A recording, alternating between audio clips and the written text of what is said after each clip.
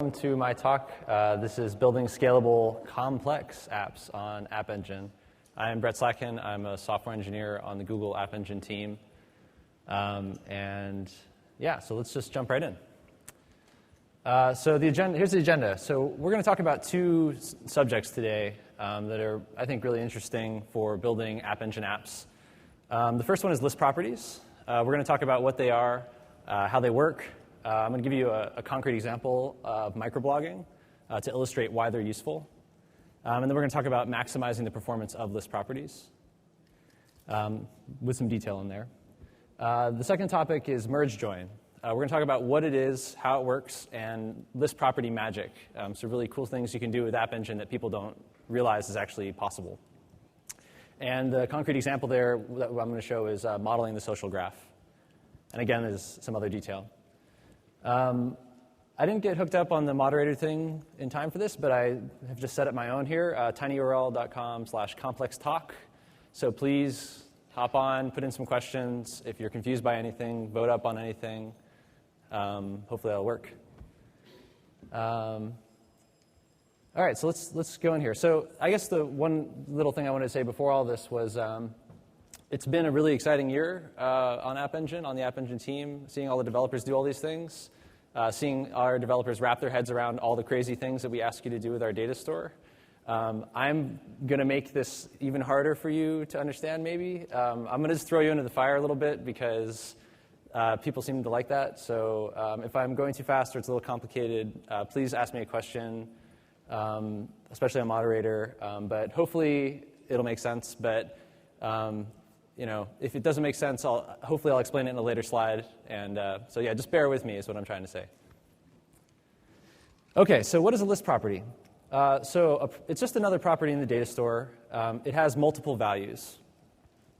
So it's an ordered list that maintains its order. So when you write the entity or you retrieve the entity, it comes back in the same order. This property comes back as a list in the same order that you wrote it. When you query it, use an equals filter. But the interesting thing is that when you do that query, it matches any of the possible values in that list. So the entity will match for any individual item in that list. And one of the things that's also funny is that because of the way the App Engine works, the default sort order on list properties is not very useful. It's kind of complicated, and we'll get into why. So you have to sometimes use composite indexes if you want some distinct ordering with list properties. You'll understand what I mean in a minute. But they're very easy to use. I mean, here's an example right here. I have a favorites model class. I have a list of colors. And then I have the user that those favorites belong to. If I want to assign a list property, it's a list. I just assign it. That's it. That's all there is to it. Now, why would you want to do this? This is a many-to-one relationship that I'm modeling. Why would you do this as opposed to inserting a new entry in the database for each part of the one-to-many relationship? Well, there's a few reasons. First, you can densely pack information. You can track lists of related items in a way that's much more efficient in terms of space and CPU. You can also use multiple lists in parallel to store tuples. So 2 lists in parallel would be a pair, 3 would be a triple, so on. It's also just kind of easier to use. If you look at this example, this would be a standard one-to-many relationship in the data store. Here again, I have a single entity representing a favorite color, and I would write multiple of these for each user. And then to find a list of somebody's favorite colors, I would actually have to do a query and retrieve the data. So, that's a lot more complicated than just saying .colors. But more importantly, list properties are great for answering set membership questions. This is where the queries come in. So, which colors like here, example is which users like the color yellow. And so here is an example. I say, give me all favorite colors where the favorite color is yellow. It gives me back the results, and then I can pull out the usernames. It's a simple query to give me some pretty interesting information very easily. Now, this seems really simple, but this actually has a great fan-out capability. I can cut across all of my data. I can match kind of any value of yellow in users' lists of favorite colors across all favorite color entities. So we'll get more into what fan-out means later, but there's some really useful things in here. Now, why would you use list properties, again, over the normal one-to-many relationship? Well, first of all, each list item only has an index entry. So normally when you take the App Engine data store and you write an entity, you're writing into multiple indexes. You write the entity itself into the entities table, and you write into the by kind index, and you write into each of the different property indexes, and you write into composite indexes. And so there's a bunch of overhead with actually storing that entity. And with a list item, you only actually add one index row. That's it. So where a normal entity write would have, say, 5, this would only have 1. So less storage.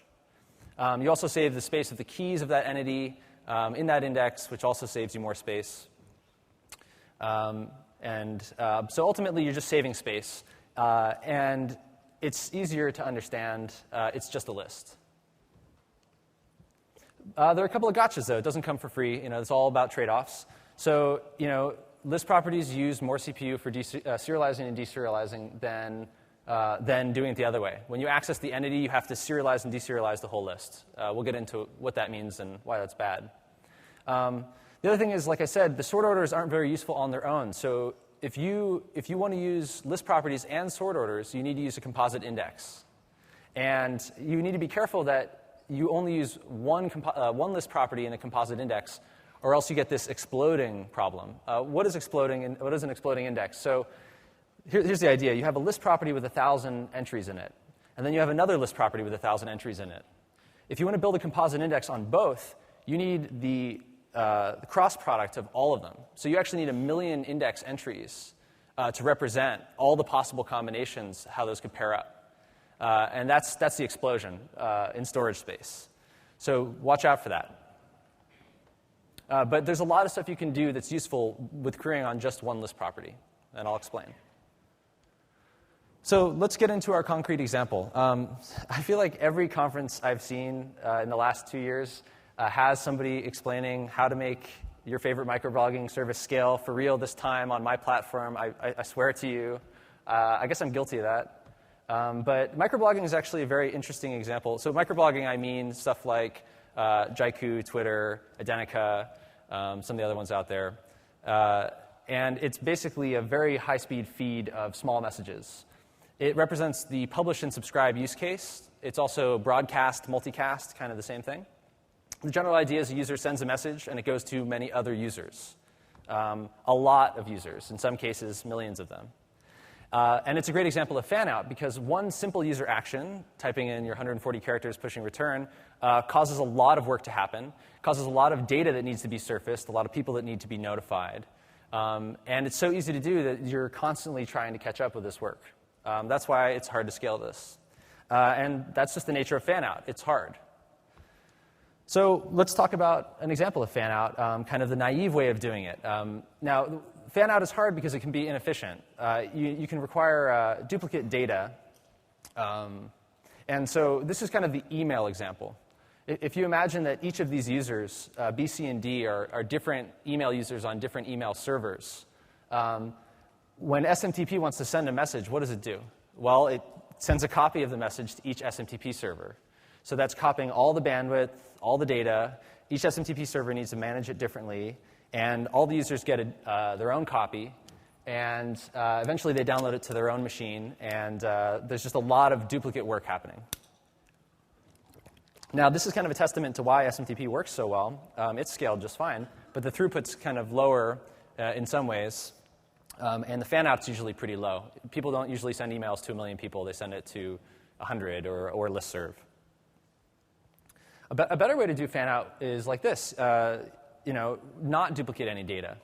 So ideally, we kind of do message sending by reference. We'd have user A send a message. The message would have all of the different users who should get it annotated on it. And then they would just receive it by reference. We'd be able to figure out, oh, here are the messages that user B should receive. So let's talk about how to do that model using a traditional relational database. This is probably what it would look like. There's probably a better way to do it, but this is the first thing that I think would come to mind. You have a table of users. You have a table of messages. Then you have a table of messages that users should get.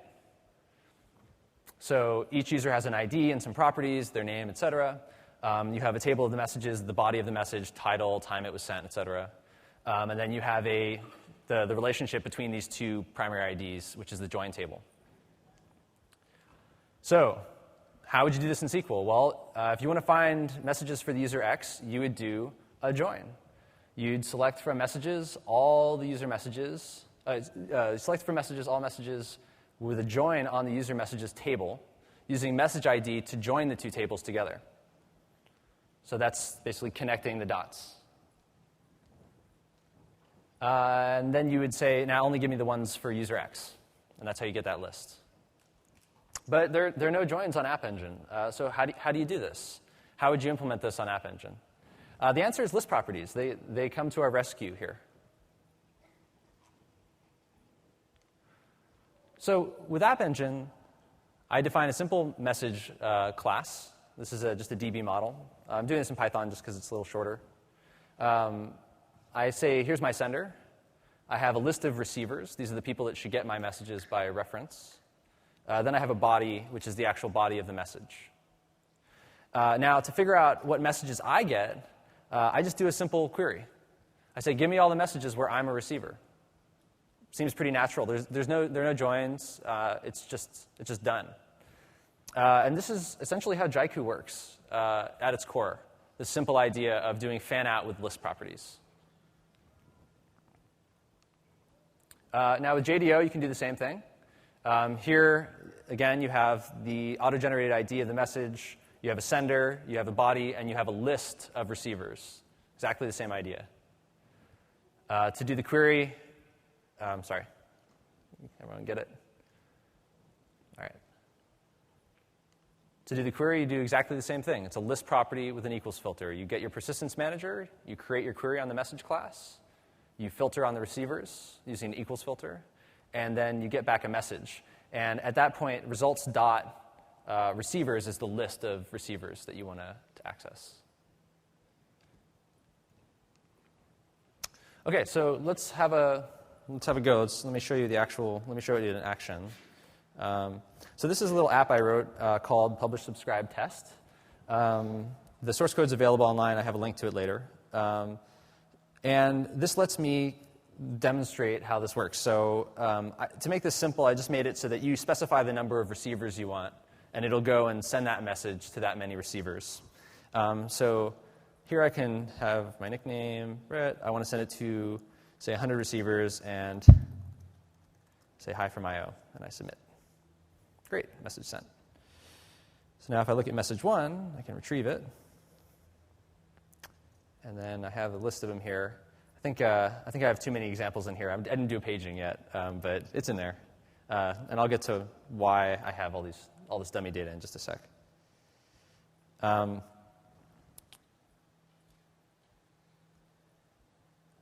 Right. So pretty simple, really easy, really simple query, easy to do writes. So let's talk about the performance of this, though. So index writes are done in parallel on Bigtable. That means that it's fast. It's really fast. You can update a list property with 1,000 items. That'll actually do 1,000 different writes to Bigtable simultaneously in parallel, that's a lot of throughput.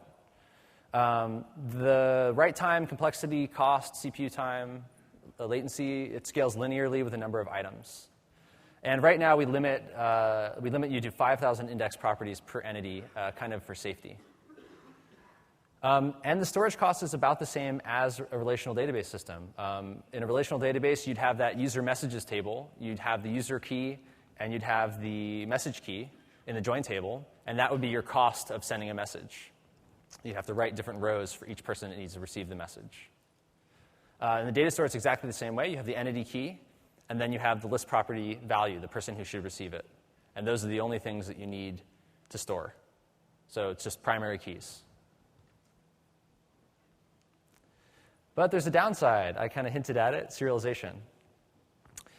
So the problem is that writes have to pack your list into one serialized protocol buffer.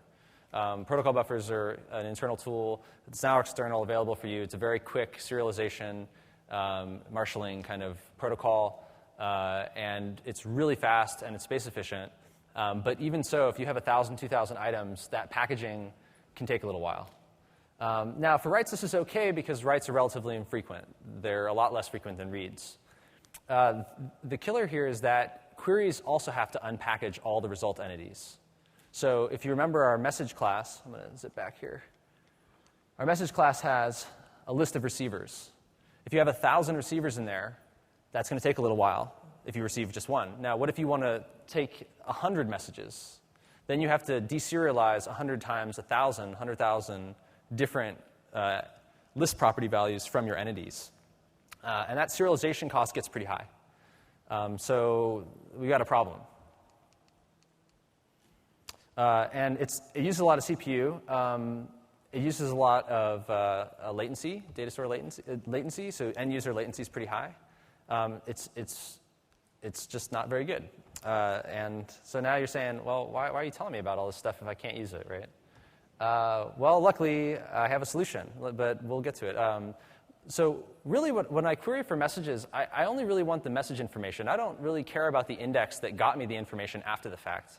The problem with App Engine in a bit is that you're carrying your indexes with you because you're using a denormalized schema a lot of the time. The receivers list is a denormalized index. And when you retrieve an entity, you pull that whole index down also. But we don't really care about the list property after we query. We only care about the message body, the sender, and meta information. So what if we could selectively skip certain properties when we're querying? So for instance, the receivers list, just don't give it back to me. Then we could avoid the serialization cost, and we'd just get the message bodies that we care about. And ideally, we could do something like what SQL does, where we can just say, hey, give me only these columns of the table. But you can't do that. We don't have support for that yet. Still trying to figure out how that works with our whole ORM scheme in the DB module. But we have a solution, and that's something called a relation index entity. So it's kind of a new thing. I don't know what the best name for it is, but I'm calling it a relational index entity. So the idea is really simple. Let's split the message into two entities. Okay? The first one is the message model. That contains what we care about. It has the body and the sender and the meta information that we actually want to access once we've done the query. Then we have another one, which is the message index. Now, the message index just has the fields we want to query on, nothing else. So here they are. You can see I just split it in half. That's all I did. Now, the key thing is that we put them in the same entity group so that we can transactionally operate on both of them at the same time. And we make the message index a child of the message. What that means is that the message index primary key implicitly points to the messages, to its parent's primary key. In the App Engine data store, all primary keys include the full path of that entity and its parent elements. So in this case, if we had just a message index, I know who its parent is just by looking at the key. All I need is the key. So a new thing that we just launched, I think it was in our 1.2.2 launch just a couple weeks ago, was something called a key-only query. And a key-only query lets me do a key-only fetch on the message index type. What does that mean? So I want to do a query and only get back the keys that match. Then I want to transform those keys to dereference the pointer to their parents, essentially. And then I want to fetch the actual messages that I care about in batch very quickly. And so here's an example of that. I do a GQL query. I say, select the key from the message index. Just show me the matching entities. Don't pull down the whole message index entity. Don't deserialize the list properties. Just avoid it. Just give me the keys. And then you see on the next line, I say keys equals k.parent. That traverses the key to give me the parent entity, which is a message. And then I say db.getKeys. And that gets all of those keys in parallel. Now, under the covers, this is what App Engine's data store is doing anyway. This is how we work. We scan one index, we figure out all the keys you need, and then we grab them all from the actual entities table in parallel. Ryan Barrett's talk on under the covers of the App Engine data store from last year gets into some really interesting detail about how that works. But hopefully you can see the efficiency we're going to get from this, because we've completely avoided all of the list property deserialization. We can just figure out what entities we need to get, go and retrieve them, and then pull down the part of the message we actually care about. So I have this written up also in that same demo. And what's cool is I have a little checkbox to do either of the examples. So I have a little timing box I can click on, and I click retrieve.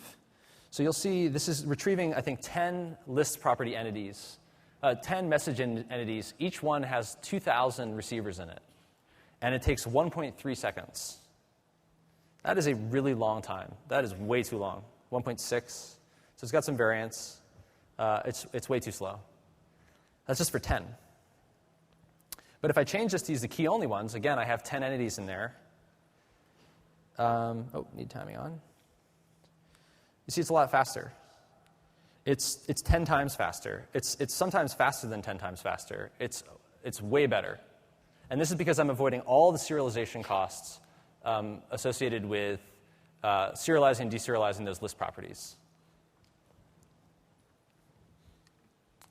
So what's the conclusion here?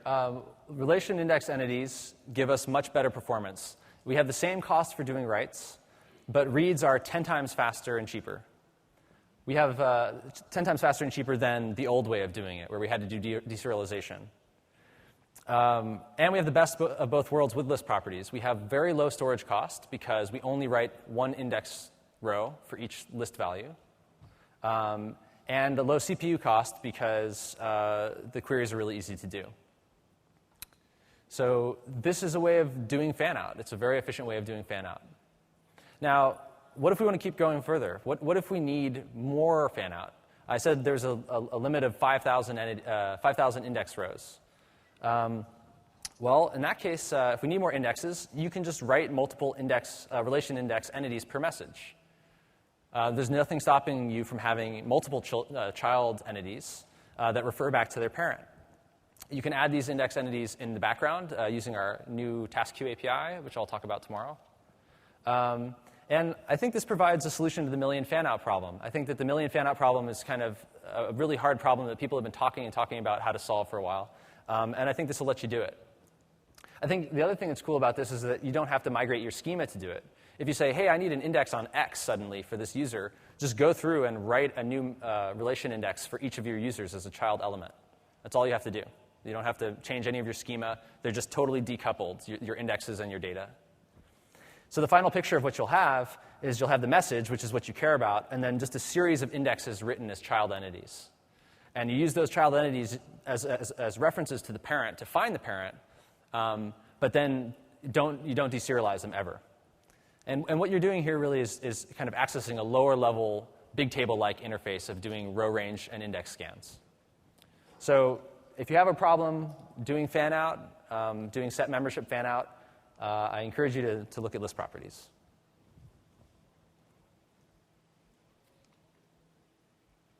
Okay.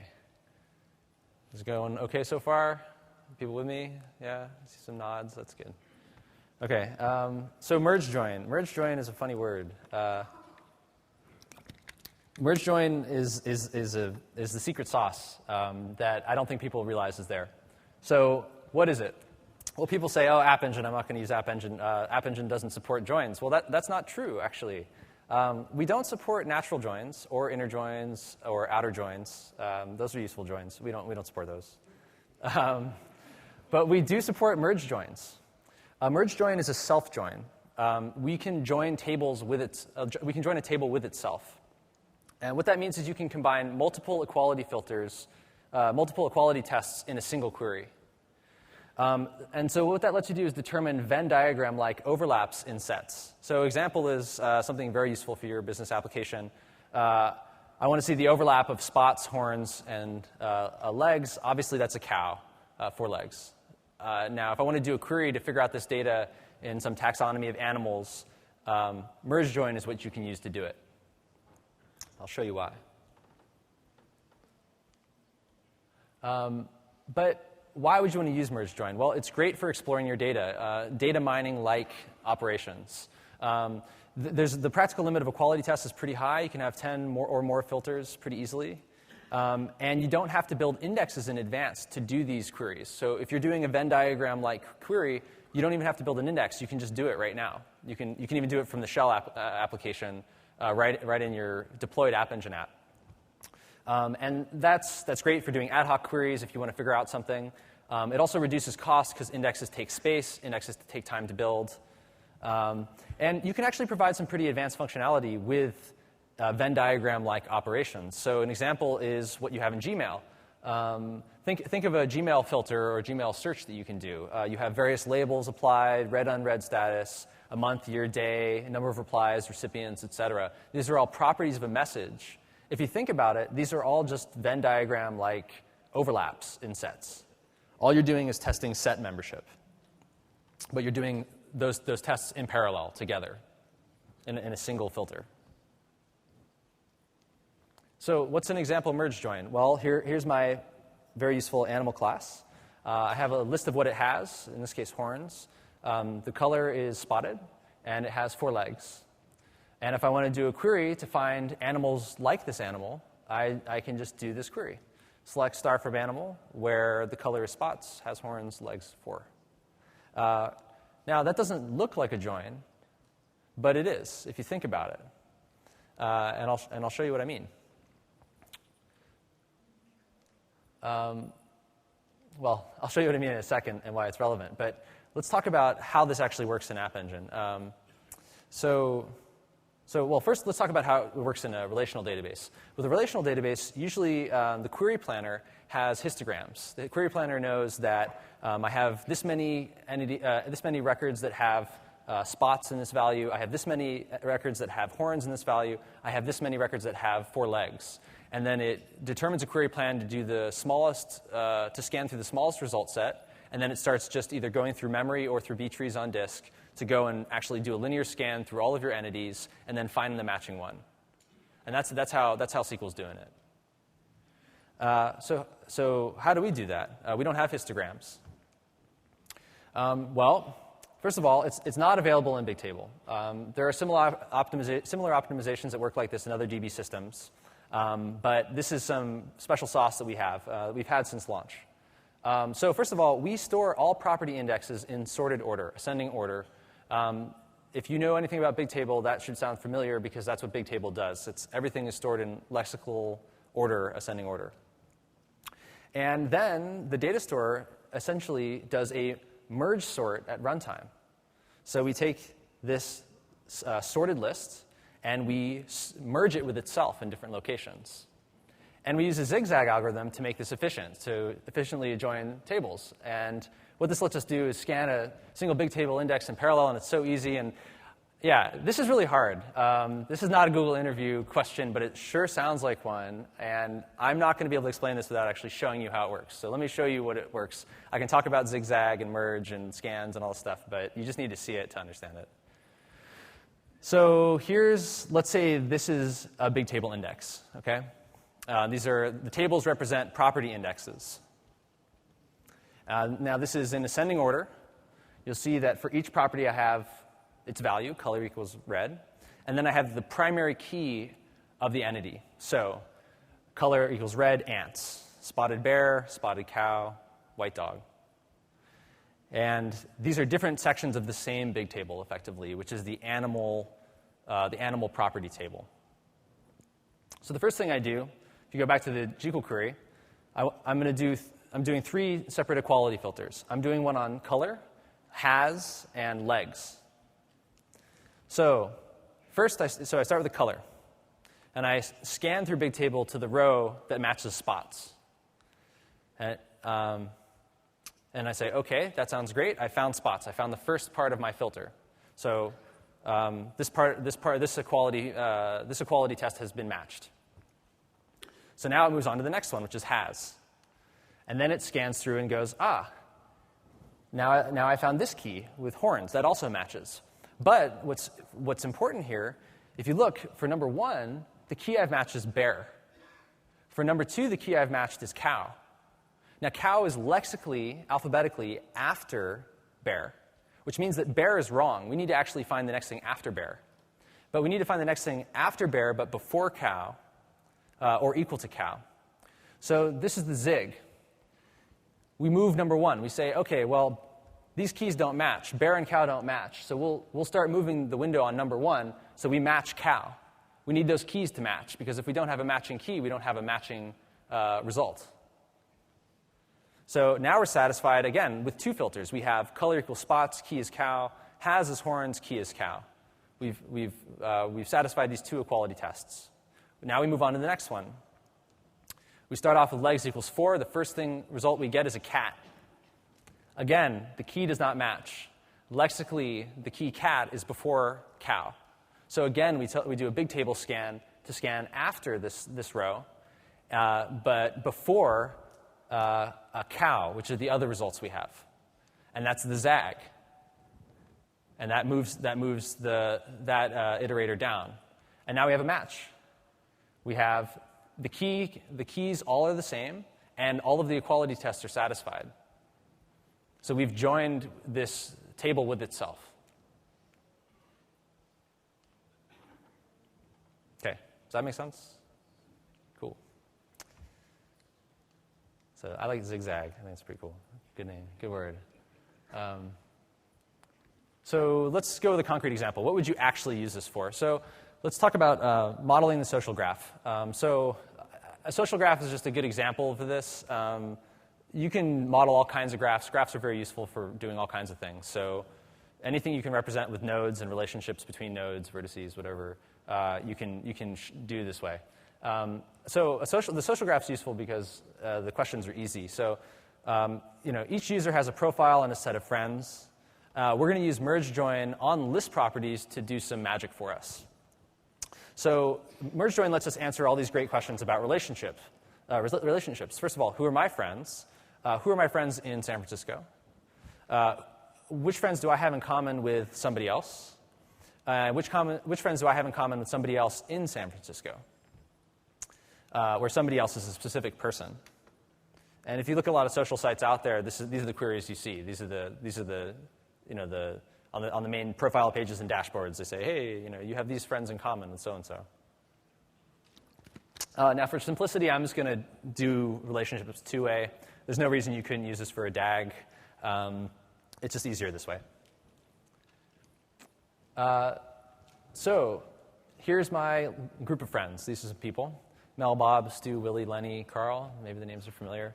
They live in 3 locations. The lines are the friendships between them.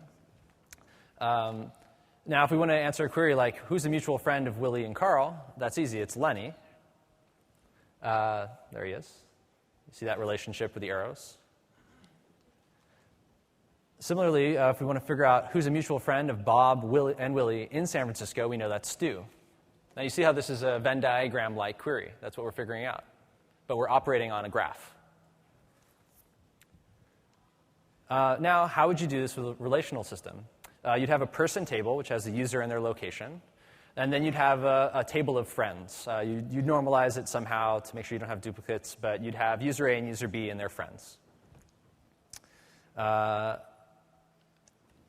then, simple queries like, who are the friends of user X? You just do a simple join between the users table and the friends table. You say, give me all the users, join on friends, where the user ID matches the friend ID. And so here, the first part I have user BID. That's the join property. And then the constraint is user A equals X equals me. So show me all my friends. Show me all the friends of user X. And if you want to filter by location, you just add another filter to the users table. Now it gets more complicated when you want to do a graph query. If you want to do a graph query, now you want to figure out, give me all the friends common to X and Y. So you select star from users. Inner join on friends 1 and friends 2, because you're joining on the same table, so you need 2 representations of that table. You need to figure out where the user ID equals F1 user ID, and the other user ID equals F2 user ID, and then you also need constraints to make sure that you have user X and user Y, and then an actual merge that actually does the join, which is that last line. It's pretty complicated, but if you're familiar with SQL, that works. But we don't have inner joins on App Engine like we're using here. And we don't, and people have said we don't have joins. Well, we do have merge join. We can do self joins. The only really important part of this is the last line, which is joining the 2 tables together. So here's how we do an App Engine. We have a person, they have a location, and they have a list of friends. And we do a really simple query. It's very natural sounding. It's give me all the people where they have this friend and they have that friend in San Francisco. That's it. That answers the question. It'll dedupe. It'll give you unique result sets. It'll do that merge join query and give it to you. And you can add as many filters as you need up to a practical limit.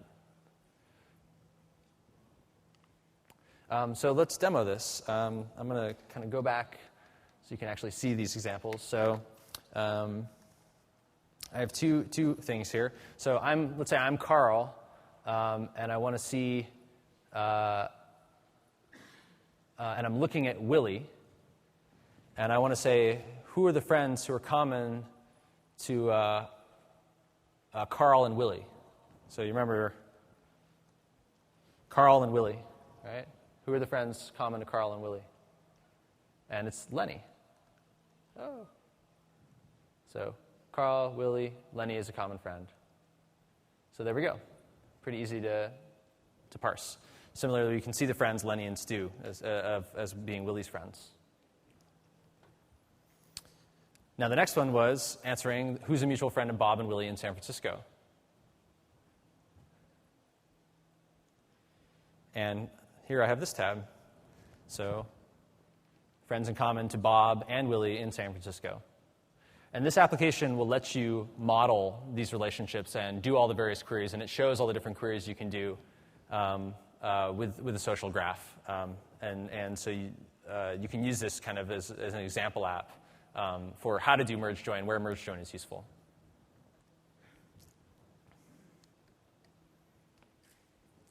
So what's the performance? Obviously, this can't come for free, right?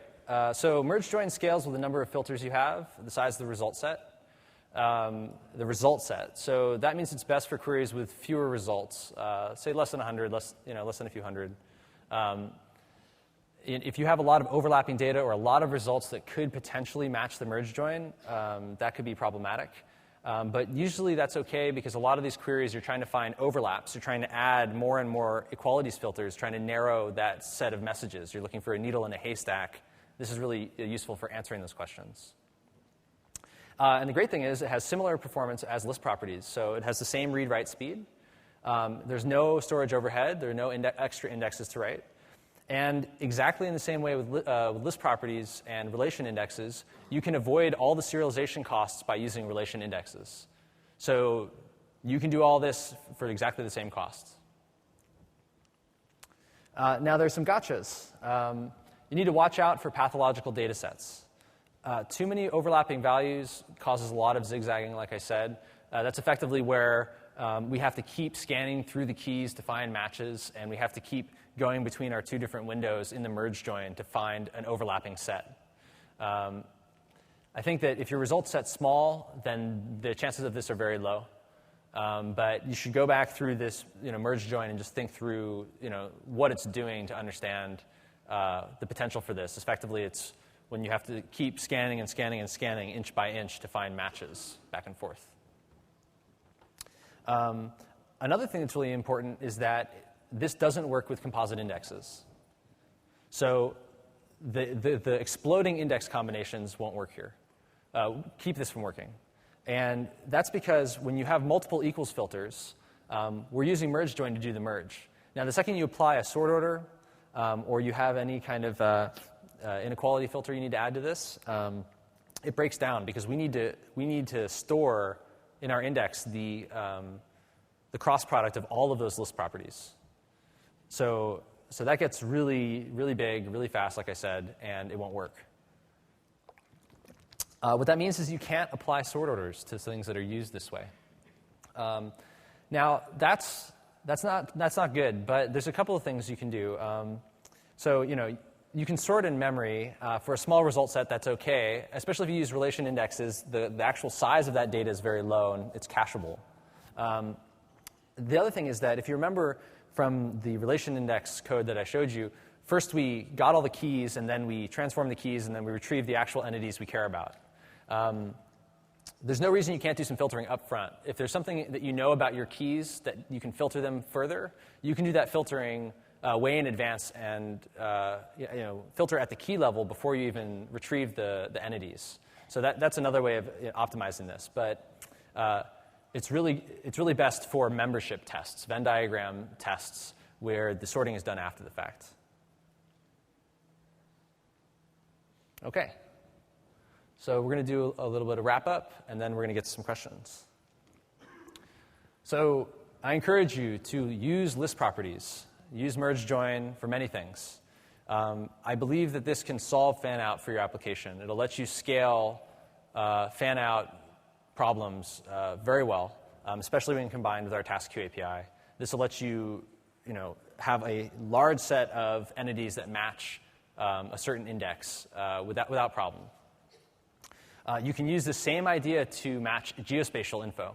So instead of a list of my friends, I could have a list of coordinates or a list of geographical regions or bounding boxes on a globe and do queries on that. Again, these are set membership problems.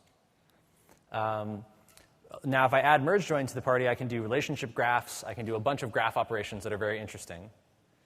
I can also do fuzzy values. So if you have any fuzzy values that you need to store, you can do that with list properties. For instance, I can store today's date. I can store the month, today's date, or I can store the year, the month, the day, today's date, the hour, the minute, the second. I can store a whole list of all these different resolutions of data and then query on any one of them to get a different subsection of the data. So a lot of people, when they do a query on time, they say, oh, give me everything between these two times. And that's not the right way to think about this. You need to think about converting your queries into set membership tests. So compute those memberships at write time, and you'll enjoy very fast reads. If you want to find everything from today, just mark it as being from today. If you want to find everything from this hour, when you write an entity to the data store, mark it as being from today at this hour. And then all you have to do to retrieve the data is a single equality filter. That's it. There's no inequality filters required. If you want to see the demos, I've put them up, available with source code. This is hopefully useful. It takes a little while to get them up otherwise. pubsub-test.appspot.com and dagpeople.appspot.com. It's Python code. And you can do all these same things in JDO. And we're working on further optimizations for JDO, but it's all functionally equivalent. There's more information on our site, code Google.com App Engine. So now let's go to some questions. Let me load this up. Thanks.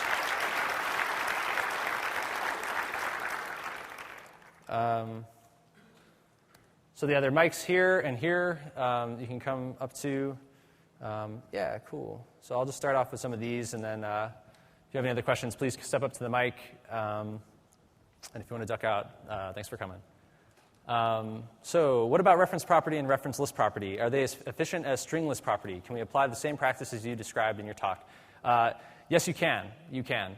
The only reason you don't want to do this necessarily is because reference properties include keys, and keys can be bulky sometimes. It has the kind, the app ID, and the primary ID or name of the entity in that key. So in terms of actual storage space, a key might be 50 bytes, and a single string might be 10. So it depends on how hardcore you're trying to do your optimizations. But yeah, you can use reference properties if you want to do it that way. So how well does a list property scale? How many entries can we put in it and not suffer in performance? Hopefully I answered that one. For writes, you're going to pay a cost to do that serialization, to put it in the data store. But to retrieve it back, you can avoid that serialization cost and overhead. Yeah. I wanted to ask in merge join about the where clause. You explained the method that the zigzag algorithm works. So it seems that it matters the order of the clauses inside the where clause for the zigzag to work, and hence it inflects on the performance. Is that true? So, sorry, could you repeat that one more time? Does the order of the statement in the where clause affect the performance of the query? Right, that's a good question. Yeah, so the question, I guess, is does the order of the equality filters in the merge join affect the performance? I believe yes, it does. So if you know that you have a certain property that has a high correlation to the result set, you should list that first. I think that we don't have histograms and we don't have a query planner to use them. So any hints you can give us on the way to find your result set is useful. And I think that setting the order of the equality filters will do that. I need to confirm that, but that's a really good question. It's not a big difference. So yeah, Ryan implemented it along with Max, and he says it doesn't make a big difference. I guess big table scanning is very fast, so that could be a good explanation. Any other questions? Yeah. So if you have, say, a list of objects that each have a price, and the price is dynamic, but you want to be able to search on objects that have a price above a certain value. Is it possible to do range queries without having to build a bunch of fancy indexes behind them because the data might be changing? Yeah. So So if you have data that's changing and you don't want to have indexes for range queries, how do you do it? So this is kind of the answer to these kinds of questions. Usually is pre-compute your views at write time. So if I have an example would be an auction site. Show me everything between the price of 0 and 5, 5 and 20, 20 and 100, 100 and 1,000. You know that those are going to be your views. When you update the price of an item, add that slice of data to your list property. And then you can query just for set membership. You don't have to do a range query. And if you need to change your ranges later or add more ranges, you just can write some relation index entities to do that. Or you can update the ones you already have. And our TaskQ API that we'll be talking about tomorrow will greatly increase your ability to do that. But yeah, I mean, when you have code to update that index, just change the way you're slicing your fuzziness. That's what a fuzzy query is. That's a really good example of one. Again, so negative questions. That's good.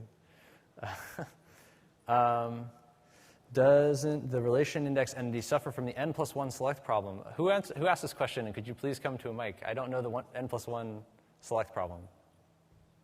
Anybody? You? Okay. Could you tell us what is the n+1 select problem? When it selects the actual number of elements first, and then does the select for each of the element. If you go back to the slide, yeah, there was a for loop over there. Oh.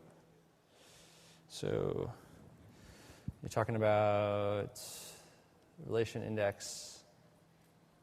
So this one. Is this what you're talking about? Yes, this one. There's a for loop, right? This loop. That's what you're talking about? Yeah. So that loop is just going over the index result set.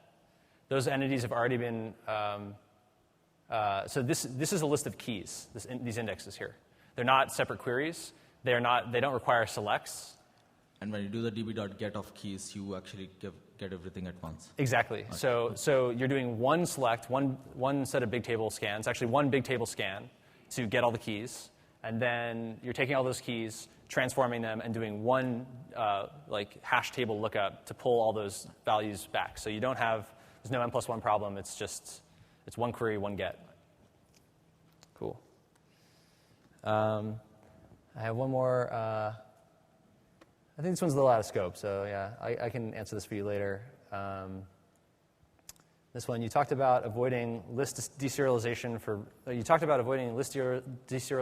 reads. What about for writes? Can we add a list value without deserializing and serializing the entire list? So there's a trade-off here. You could just write another message index entity. That has a lot of costs associated with it. So you're paying the trade-off. The trade-off is storage space or CPU time.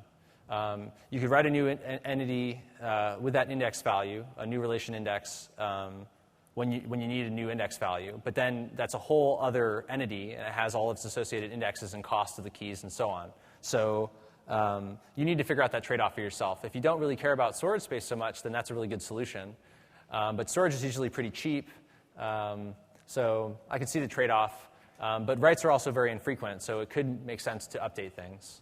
It would be awesome if we had a way of just appending to a list property without having to retrieve it. That would be the ideal solution, and then we wouldn't have to do any of this. You just say, oh yeah, append this value to a string list, and don't even come back to me. I just want you to do it. And that'd be one way to solve this also. Yeah. Yeah. What makes a relation index entity better than just a join entity where you would have a reference to the message and a reference to the user. Right. So on the join entity, so the question is, what makes a relation index better than a join entity? A relation index effectively is a join entity. That's what it's doing. It's serving the same purpose. The reason that it's useful is that it's a child of the parent. So if you saw, right